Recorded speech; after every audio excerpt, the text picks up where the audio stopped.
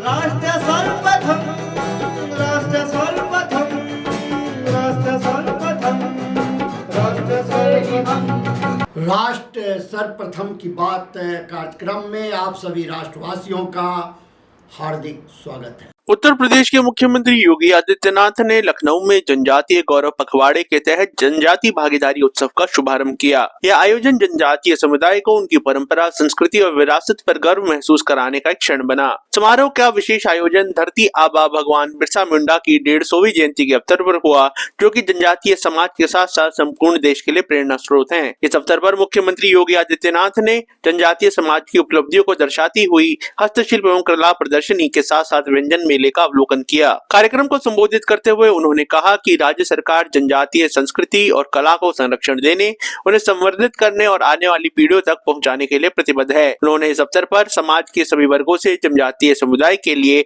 उत्थान और उनके सम्मान में सहयोग करने का भी आह्वान किया। और क्या कहा मुख्यमंत्री योगी आदित्यनाथ ने इस अवसर पर, आप भी सुने उनका संबोधन। आदरणीय प्रधानमंत्री जी की प्रेरणा से 1 नवंबर से 15 नवंबर तक पूरे देश के अंदर जनजातीय गौरव पखवाड़ा आयोजित किए जा रहे हैं। जनजातीय समुदाय को अपनी परंपरा, अपनी संस्कृति और अपनी विरासत पर गौरव की अनुभूति हो सके, उन्हें समाज और राष्ट्र की मुख्य धारा के साथ ही उन्हें सम्मान के साथ आगे बढ़ने के लिए एक बेहतर प्लेटफॉर्म उपलब्ध किया जा सके, इस दृष्टि से जनजातीय गौरव पखवाड़ा के क्रम में आज जनजातीय भागीदारी उत्सव का आयोजन प्रदेश की राजधानी लखनऊ में किया जा रहा है। ये जो उत्सव है, जिसमें देश भर के 22 राज्यों से आए हुए जनजातीय समुदाय के कलाकारों के द्वारा जनजातीय संस्कृति और वहां की परंपराओं के बारे में अपना प्रदर्शन करने के साथ ही अनेक प्रकार के कार्यक्रमों को इस दौरान यहां पर प्रस्तुत करने का कार्य हो रहा है।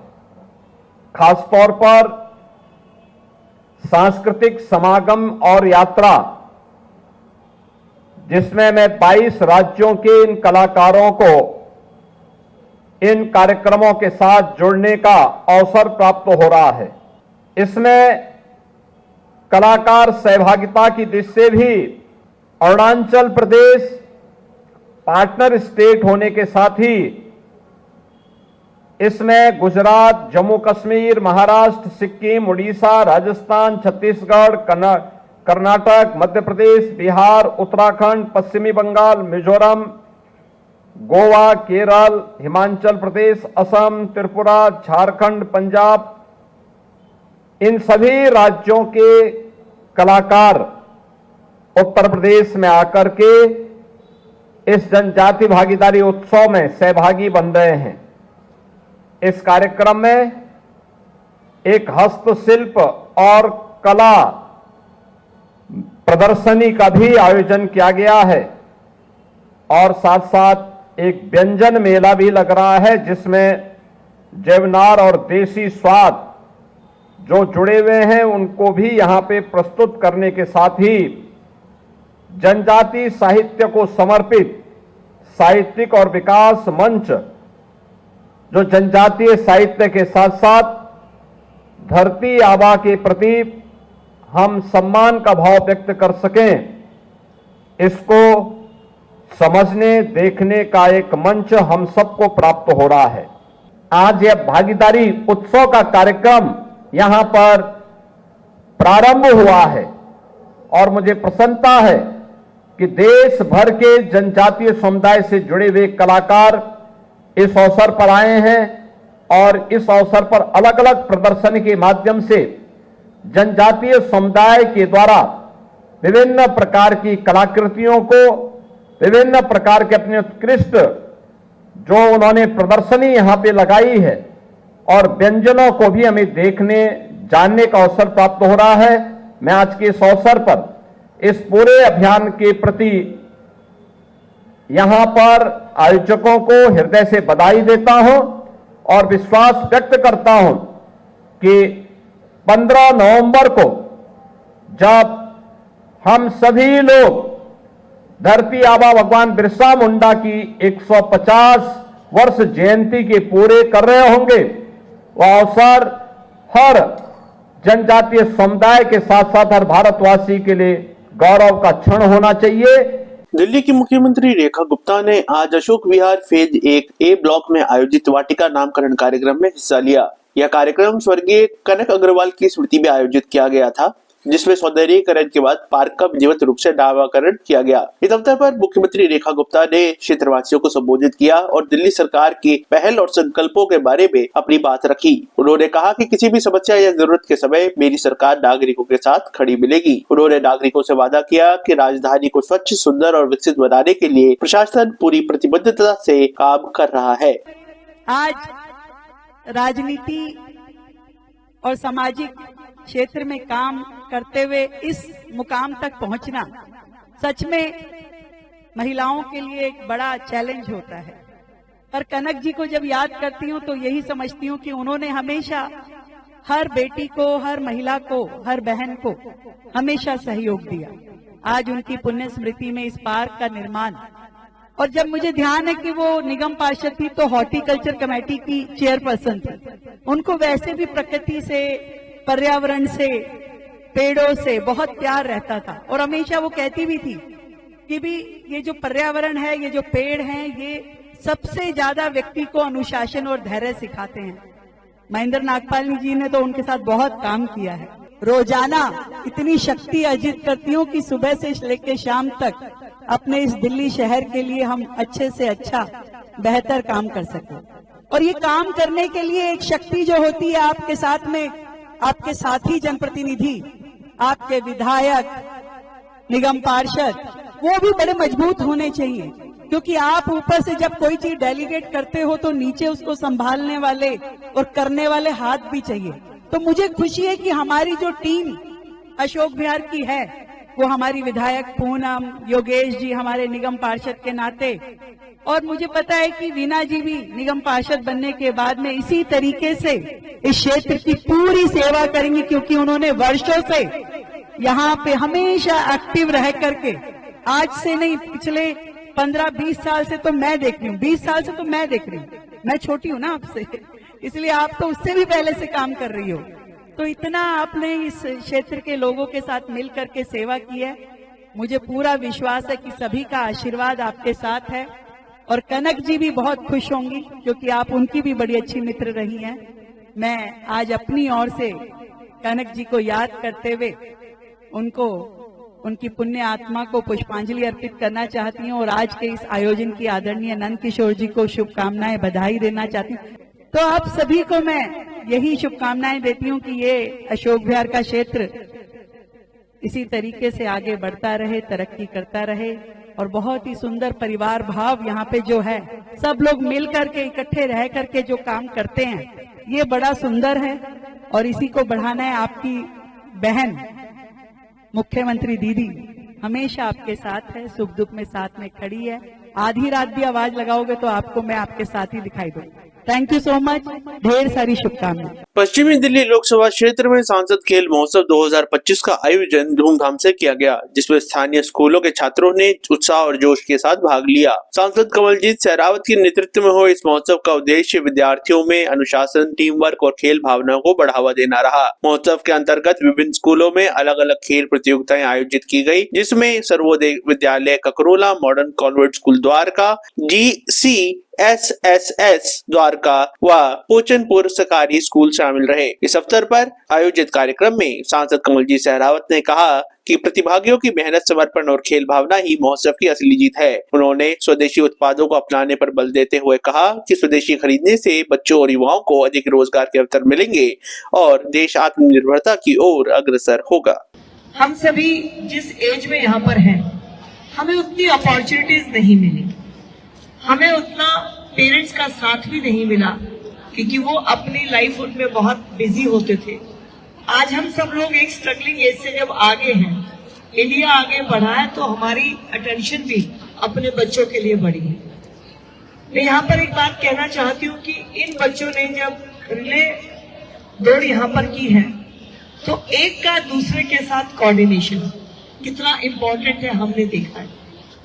यही जिंदगी का जिस्ट ऑफ द लाइफ है, यही जिंदगी की थीम है कि हम अकेले आगे बढ़ ही नहीं सकते। कि हम लोग जब कुछ कंट्रीज को अपना एग्जाम्पल मानते हैं कि वहां पे बच्चों के लिए बहुत अच्छा है, जैसे कि चाइना में, जापान में खेलों को लेकर बच्चों को बहुत इनिशियल स्टेज से तैयार कर दिया जाता है, तो उन बच्चों की टफ ट्रेनिंग भी हमें देखनी चाहिए। जब हम बात करते हैं फॉरेन कंट्रीज की, सिंगापुर में बहुत सफाई है, इस कंट्री में ऐसे है, तो वो हैबिट्स हमारे अंदर होनी चाहिए। हम जो देखना चाहते हैं इस देश को, वो हमें पहले खुद बनना होगा, अपनी फैमिली को बनाना होगा, और खासकर ये जो नई पीढ़ी है इनको बनाना होगा। 8th क्लास के स्टूडेंट यहाँ पर हैं, ऑलमोस्ट स्कूल के उस मिडिल एज पर हैं कि जहां ये सीनियर क्लासेस की तरफ आगे बढ़ने वाले हैं। मेरा सभी पेरेंट्स से एक रिक्वेस्ट ये भी है कि स्कूल मैनेजमेंट पे भरोसा करिए, वो आपके बच्चों के लिए बहुत अच्छा सोचते हैं। किसी भी हम कंट्री को देखते हैं तो वो कंट्री कभी महान नहीं बन सकती, उस कंट्री को महान उस देश में रहने वाले लोग ही बनाते हैं। और मैं एक बात और कहना चाहती हूँ, आज भारत बदल रहा है, ये नया भारत है। इस नए भारत में हमें 1 by 1 करके चीजों को नहीं करना है, साइमल्टेनियसली हर चीज में खुद को टॉप लेकर आना है। आज हमारी देश की इकॉनमी पिछले 11 साल में अगर 11 नंबर से 4th नंबर पर पहुंची है, और अगले 2 साल के अंदर हम 3rd के अंदर आने वाले हैं, तो इसमें आप लोगों का बहुत बड़ा कॉन्ट्रीब्यूशन है। डिजिटल इंडिया, जिस देश को 7 सपेरों का देश बताया जाता था, कहा जाता था कि डिजिटल इंडिया क्या करेगा, वहां पे अगर आप उत्तराखंड के आखिरी गांव वाना में चले जाएं और 50 रुपए की मैगी खरीदते हैं, तो वो कहता है आप पेटीएम कर दीजिए। अगर आप 2 किलो आलू खरीदते हैं, 1 किलो सेब खरीदते हैं और आइसक्रीम खरीदते हैं, तो एक कसाटा के 35 रुपए वो कहता है पेटीएम कर दीजिए। तो ये डिजिटल इंडिया में जब इंडिया ने इतना बड़ा अचीवमेंट किया है, उसी से हम आज 4th नंबर पर पहुंचे हैं, और ये बिल्कुल स्पष्ट है कि अगले 2 सालों में हम पहले 3 के अंदर पहुंचने वाले। एक और आह्वान मैं आज आपसे करना चाहती हूँ, स्वदेशी। इन बच्चों का भविष्य अगर बनाना है, अपनी कंट्री को अगर सबसे आगे लेकर जाना है, तो कंट्री में इंडस्ट्रीज का लगना बहुत जरूरी है, और इसके लिए हमें अपना स्वदेशी खरीदना है। जब हम स्वदेशी बनी हुई चीजों को खरीदेंगे, तो हमारे बच्चों के लिए एम्प्लॉयमेंट होगा, हमारी दूसरी कंट्री के ऊपर डिपेंडेंस कम होगी। हम WTO को साइन किए हुए लोग हैं, हम उनका प्रोडक्ट का आना रोक नहीं सकती गवर्नमेंट, लेकिन आप नहीं खरीदेंगे तो प्रोडक्ट अपने आप आने बंद हो जाएंगे। तो मेरा आपसे यही रिक्वेस्ट है, इस देश को 2047 में जैसा हम चाहते हैं, जब देश के 100 साल पूरा हो, वैसा छोटी छोटी बातों में परिवर्तन करके हमें खुद को बदलना होगा। और इन बच्चों को ये जरूर सिखाना है कि चाहे आप स्पोर्ट्स में जाइए, कल्चरल एक्टिविटी में जाइए, एकेडमिक में जाइए, लेकिन मूल मंत्र तो एक ही है, मेहनत, मेहनत और मेहनत। तो विद डिसिप्लिन जब मेहनत होती है, किसी भी फील्ड में हो जाए, उसका आउटकम आता ही आता है। और देश को 2047 का भारत बनाने की तैयारी आज देश की पार्लियामेंट कर रही है, लेकिन उन फैसलों को जब तक हम अपनी लाइफ में लेकर नहीं आएंगे, तब तक वो सपना पूरा हमारे शहीदों का हो ही नहीं सकता। तो यही कहते हुए कि जो स्कूल में आपके यहाँ पे बच्चों को मिल रहा है गाइडेंस, चाहे वो स्पोर्ट्स में है, एकेडमिक में है, इस स्कूल पे तो आप पूरा भरोसा करके अपने बच्चों को इनके हवाले करिए। मैं आप सबको नमस्कार करते हुए अपनी बात खत्म करती हूँ। वंदे मातरम, जय हिंद, जय भारत। अभी समय है एक ब्रेक का, हम चलते हैं ब्रेक पर, आप कहीं जाए नहीं, छोटा सा ब्रेक। श्रेया फर्निशिंग लेकर आया है आपके लिए होम कलेक्शन, जिसमें आपको मिलता है upholstery fabric, designer curtains, home and office decoratives, carpets and sofa cover कम से कम दाम में कीर्ति नगर में आपके लिए उपलब्ध है। Kamal Buildtech Private Limited, fulfilling promises. With our professional team and experience of delivering projects, in past we guarantee you peace of mind and top quality work in an affordable price. राष्ट्र सर्वप्रथम की बात कार्यक्रम में break के बाद एक बार फिर आप सभी राष्ट्रवासियों का स्वागत। केंद्रीय सूचना एवं प्रसारण मंत्री अश्विनी वैष्णव ने मीडिया को प्रधानमंत्री नरेंद्र मोदी की अध्यक्षता में हुई केंद्रीय मंत्रिमंडल की बैठक के संबंध में जानकारी दी। उन्होंने बताया कि मंत्रिमंडल ने 10 नवंबर 2025 की शाम को हुए दिल्ली के आतंकवादी हमले को लेकर गहरा दुख व्यक्त किया है। उन्होंने कहा कि कैबिनेट ने मारे गए निर्दोष लोगों के सम्मान में 2 मिनट का मौन भी रखा। उन्होंने बताया कि मंत्रिमंडल ने इस कायरतापूर्वक हमले की कठोर शब्दों में निंदा की और उन्होंने यह भी कहा कि भारत आतंकवाद के सभी प्रारूपों के प्रति शून्य सहिष्णुता की नीति रखता है। उन्होंने इस अवसर पर आपातकालीन कर्मियों और पीड़ितों की सहायता के लिए आगे आने वाले लोगों का धन्यवाद किया। और क्या कहा कैबिनेट मंत्री ने इस अवसर पर, आप भी सुने। कैबिनेट की शुरुआत में एक रेजोल्यूशन पास हुआ जो मैं आपके सामने पढ़ के रखना चाहूँगा। The cabinet expressed its profound grief over the loss of lives in the terrorist incident involving a car explosion near the Red Fort in Delhi on the evening of 10th November 2025. The cabinet observed 2 minutes silence in honor of the innocent lives lost. The cabinet adopted the following resolution. This is the text of the resolution now. The country has witnessed a heinous terror incident perpetrated by anti-national forces through a car explosion near the Red Fort on the evening of 10th November 2025. The explosion resulted in multiple fatalities and caused injuries to several others. The cabinet pays its solemn respects to the victims of this senseless act of violence and conveys its heartfelt condolences to the bereaved families. The cabinet prays for the speedy recovery of all those injured and appreciates the prompt efforts of the medical personnel and emergency responders who have been providing care and support to the victims. The cabinet unequivocally condemns this dastardly and cowardly act that has led to the loss of innocent lives. The cabinet reiterates India's unwavering commitment to a policy of zero tolerance towards terrorism in all its forms and manifestations. The cabinet also recorded its appreciation for the statements of solidarity and support from many governments around the world. The cabinet notes with appreciation the timely and coordinated response of the authorities, security agencies, and citizens who acted with courage and compassion in the face of adversity. Their dedication and sense of duty are deeply commendable. The cabinet directs that the investigation into the incident be pursued with the utmost urgency and professionalism so that the perpetrators, their collaborators, and their sponsors are identified and brought to justice without delay. The situation continues to be closely monitored at the highest levels of the government. The cabinet reaffirms the government's steadfast resolve to safeguard the lives and well-being of all Indians, consistent with its enduring commitment to national security and the safety of every citizen. साथियों, आज 3 बड़े और फैसले लिए गए इस resolution के बाद में। सबसे पहला एक नया एक्सपोर्ट प्रमोशन मिशन लॉन्च किया गया है 25,060 करोड़ रुपीस का। बहुत ही कॉम्प्रिहेंसिव मिशन है, इसके डिटेल में मैं जाऊंगा। दूसरा, क्रेडिट गारंटी स्कीम एक्सपोर्टर्स के लिए।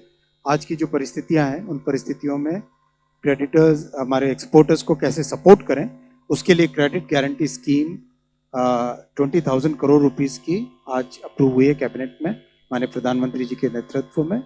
और तीसरा, हमारे जो क्रिटिकल मिनरल्स का प्रोडक्शन है उसके ऊपर कानून में एक अमेंडमेंट किया गया है जिससे कि critical mineral production can increase in a country. I will first come to the export promotion mission. This is a very comprehensive mission which has been approved by the cabinet under the leadership of our honorable prime minister today. As you recall, in the previous budget this announcement was made that one export promotion mission will be started. तो आज ये export promotion mission start किया गया है। 25,060 करोड़ रुपए का इसका outlay है, 6 साल की इसकी अवधि है और इसमें बहुत ही कॉम्प्रिहेंसिव तरीके से पूरे कंप्लीट एक्सपोर्ट के इकोसिस्टम को सपोर्ट करने का इसमें डिसीजन लिया गया है। प्रायोरिटी उन सेक्टर्स को दी जाएगी जिनके ऊपर अभी एक एडवर्स इम्पैक्ट है, जैसे टेक्सटाइल है, लेदर है, जेम्स ज्वेलरी है, इंजीनियरिंग गुड्स और मैरीन प्रोडक्ट्स। दिल्ली में हुए दर्दनाक आतंकी हमले के बाद आज कांग्रेस नेता पवन खेड़ा ने प्रेस वार्ता को संबोधित किया। इस अवसर पर उन्होंने सरकार से कई सवाल पूछे और साथ ही साथ विपक्ष की ओर से सरकार के सामने 2 मांगे रखी। कांग्रेस नेता के अनुसार उन्होंने मांग रखी है कि पहले सरकार एक सर्वदलीय बैठक बुलाए जिसमें इस मुद्दे पर चर्चा हो। साथ ही साथ उन्होंने सरकार से संसद के आने वाले सत्र को और पहले बुलाने की मांग रखी। कांग्रेस नेता ने इस अवसर पर यह भी कहा कि कांग्रेस पार्टी किसी भी आतंकी हमले के समय सरकार के साथ खड़ी है, लेकिन विपक्ष का यह भी नैतिक धर्म है कि वह सरकार से किसी भी ऐसी घटना होने पर सवाल उठाए। और क्या कहा कांग्रेस नेता ने इस अवसर पर, आप भी सुने। बहुत सवाल उठते हैं और गंभीर सवाल उठते हैं क्योंकि देश की राजधानी में ऐसा हुआ है। आप सबको याद होगा इतना बड़ा हमला देश की राजधानी में 2001 में हुआ था संसद के ऊपर। बहुत हैरानी की बात यह है और सवाल यह उठता है, इतनी भारी संख्या में, इतनी भारी मात्रा में फरीदाबाद में 2,900 किलो विस्फोटक सामग्री कैसे पहुंच गई। हम पुलवामा के सवाल पूछते रहते हैं कि साहब आरडीएक्स कैसे पहुंचा। 2,900 किलो विस्फोटक सामग्री दिल्ली के 20 किलोमीटर दूर पहुंच चुकी, कैसे पहुंची। लाल किले के बाहर एक गाड़ी में विस्फोटक सामग्री है और वो एक्सप्लोजन होता है, धमाका होता है, लोगों की जान जाती है, लोग घायल होते हैं। दिल्ली राजधानी के भीतर ये कैसे संभव हुआ, कौन जिम्मेदारी ले रहा है, कौन जवाबदेही ले रहा है, ये सवाल बहुत गंभीर है। देशवासियों के मन में ये सवाल है।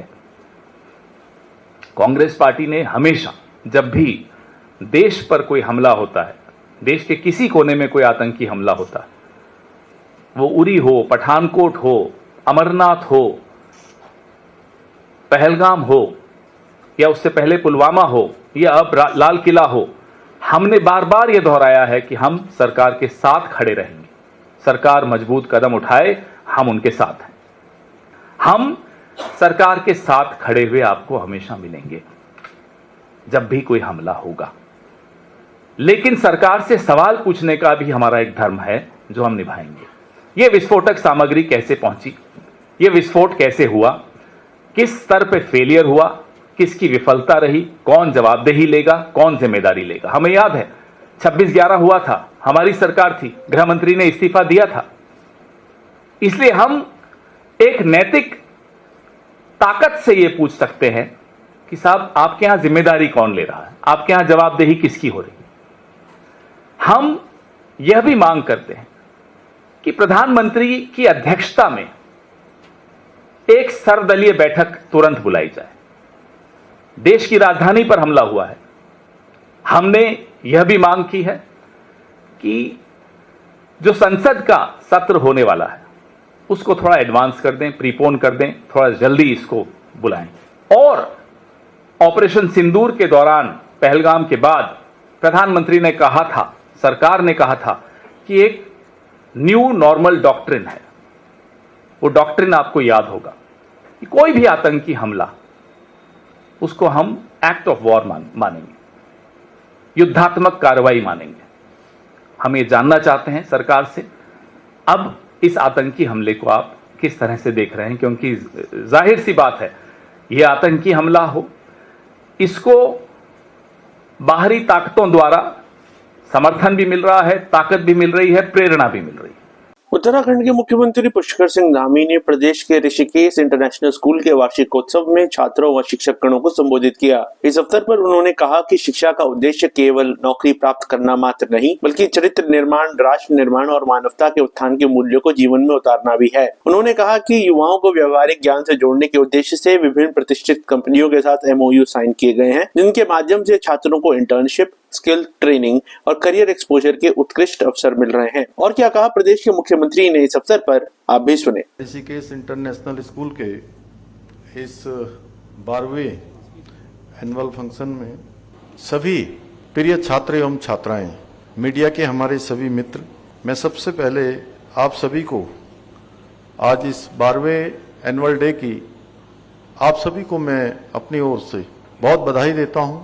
इस स्कूल के बच्चों को न केवल ये कह सकता हूं कि ऋषिकेश इंटरनेशनल स्कूल न केवल शिक्षा प्रदान कर रहा है, बल्कि उनके अंदर एक शानदार अनुशासन, संस्कार और सेवा की भावना भी सिखाने का काम कर रहा है। जैसा मुझे बताया गया, यहाँ की शिक्षण पद्धति में परंपरा और आधुनिकता का सुंदर समन्वय है। और जब हम आज शिक्षा को केवल नौकरी का माध्यम मान लेते हैं, तब ऐसे विद्यालय हमें ये याद दिलाते हैं कि शिक्षा का असली उद्देश्य महज केवल नौकरी पाना नहीं है, बल्कि चरित्र निर्माण, राष्ट्र निर्माण और मानवता का उत्थान असली शिक्षा का उद्देश्य है। मैं अपने प्यारे विद्यार्थियों से यह भी कहना चाहता हूं कि जैसा इस वर्ष की एनुअल डे की जो थीम है, अनुभूति the soul of Indian culture, जो अपने आप में बहुत महत्वपूर्ण है। और अनुभूति शब्द हमें स्मरण कराता है कि किताबों के अलावा जो अनुभव हमें अपने जीवन में मिलते हैं, वे हमारे ज्ञान में हमेशा वृद्धि करते हैं, हमारे संस्कारों को हमेशा बढ़ाने का काम करते हैं, हमको कहीं ना कहीं जीवन में आगे बढ़ने का अवसर प्रदान करते हैं। किसी ने ठीक ही कहा है कि धूप में निकलो, घटाओं में नहाकर देखो। धूप में निकलो, घटाओं में नहाकर देखो, जिंदगी क्या है, किताबें हटाकर देखो।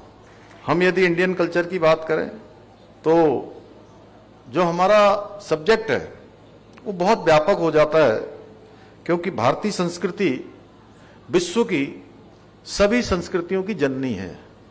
यानी कि संस्कृति कहीं से शुरू होती है तो वो भारत की संस्कृति से ही प्रारंभ होती है। आदरणीय प्रधानमंत्री श्री नरेंद्र मोदी जी के मार्गदर्शन में, उनके सहयोग से हमारी सरकार शिक्षा व्यवस्था को निरंतर सुधार करने के लिए लगातार काम कर रही है। इसीलिए हमने इसके महत्व को ध्यान में रखते हुए पूरे देश के अंदर सबसे पहले नई शिक्षा नीति को लागू करने का काम भी हमने देवभूमि उत्तराखंड में किया है। और नई शिक्षा नीति से अब हमारे सभी बच्चों को अपनी रुचि के अनुसार, अपनी प्रतिभा के अनुसार बढ़ने की आजादी मिली है। आने वाले समय में शिक्षा केवल डिग्री तक सीमित नहीं रहेगी, बल्कि स्किल, इनोवेशन को विकसित करने का एक सशक्त माध्यम भी बनेगी। मैं कहना चाहता हूं कि आज के समय में रोजगार के जो अवसर हैं, वो नए अवसर उत्पन्न हो रहे हैं और पुराने अवसर समाप्त हो रहे हैं। इसलिए हमको अब अपने बच्चों को, अपने विद्यार्थियों को अब फ्यूचर रेडी बनाना होगा। और मैं कहूं कि हमारे छात्रों को, छात्राओं को फ्यूचर रेडी बनना होगा। इसको ध्यान में रखते हुए हमने सरकार की ओर से भी अनेक प्रयास प्रारंभ किए हैं। जैसे हमने इंटर्नशिप और इंडस्ट्री लिंक्ड कोर्सेज को प्रोत्साहित करने के लिए विभिन्न हमारे इंडस्ट्री और कॉरपोरेट संस्थानों के साथ अनेक हमने एमओयू किए हैं, समझौते किए हैं उनके साथ ही हमने स्टार्टअप और इनोवेशन को बढ़ावा देने के लिए इंक्यूबेशन सेंटर, जहां पर ट्रेनिंग दी जाती है, वो भी स्थापित किए हैं, जिससे युवाओं को उनको उद्यमिता की उनको विकसित किया जा सके। इसी के साथ मैं आप सब लोगों के एक बार फिर से सभी बच्चों के उज्जवल भविष्य की कामना करता हूं। विद्यालय परिवार को, मोहन डंग जी को, सुमित जी को, पूरे परिवार को, पूरे विद्यालय परिवार को बहुत बधाई देते हुए, बच्चों के उज्जवल भविष्य की कामना करते हुए मैं अपनी बात समाप्त करता हूं। धन्यवाद। और अधिक खबरों के लिए आप हमारे YouTube चैनल दैनिक इंडिया दर्पण को अभी सब्सक्राइब करें और नोटिफिकेशन के लिए बेल आइकन को प्रेस करना ना भूलें। आज हम इस कार्यक्रम में आपसे विदा लेते हैं। आप अन्य खबरों के लिए बने रहे। राष्ट्र सर्वप्रथम, वंदे मातरम, जाग उठा है भारत। राष्ट्र सर्वप्रथम, राष्ट्र सर्वप्रथम।